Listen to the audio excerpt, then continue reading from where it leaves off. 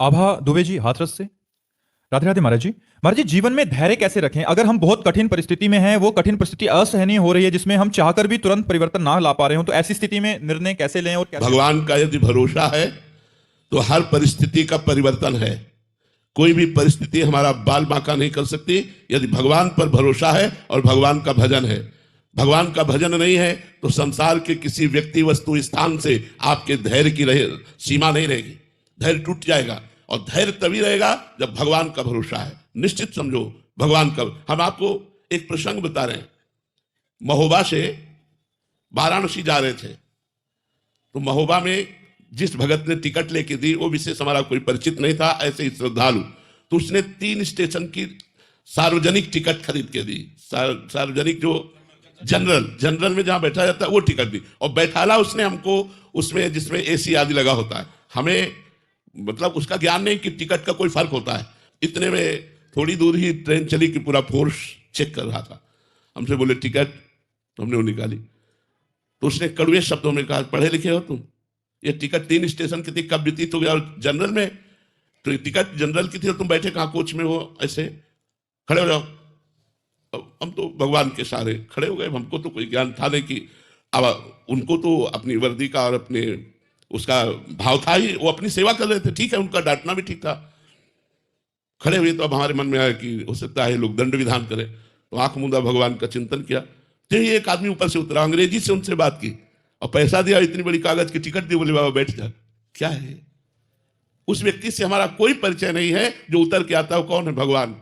अंदर उसके भगवान ने प्रेरित किया, 1 मिनट में कार्य हो गया। अगर हमारा भगवान पर भरोसा है तो बड़ी से बड़ी समस्या, बड़ी से बड़ी अशांति, बड़े से बड़े दुख का ऐसे निदान हो जाएगा।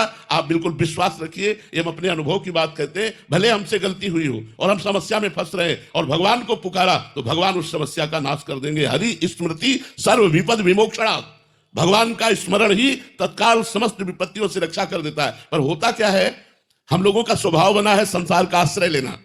जैसे द्रौपदी जी को सभा में निर्वस्त्र करने के लिए दुशासन घसीट रहा है, उसी समय भगवान को क्यों नहीं पुकारा?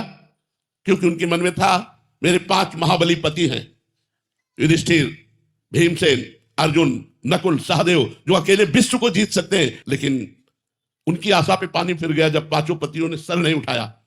तब आशा हुई कि भीष्म जैसे महाबली, द्रोणाचार्य जैसे आचार्य, कृपाचार्य, इतने बड़े बड़े धर्मात्मा बैठे, इनके बीच में मुझे कौन निर्वस्त्र करेगा? लेकिन फिर भी यह बात अधूरी रह गई द्रौपदी की। उन लोगों ने एक शब्द भी नहीं बोला कि रोका हो सभा में।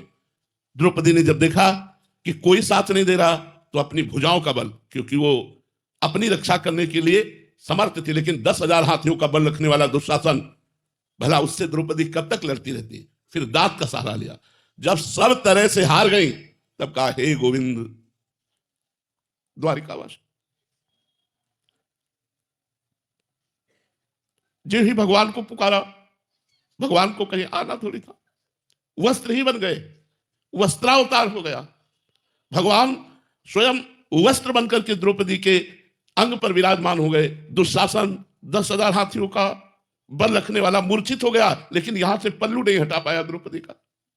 यदि हम चाहे जैसे हो भगवान का भरोसा दृढ़ रखें तो आज भी भगवान है, आज भी भगवान अपने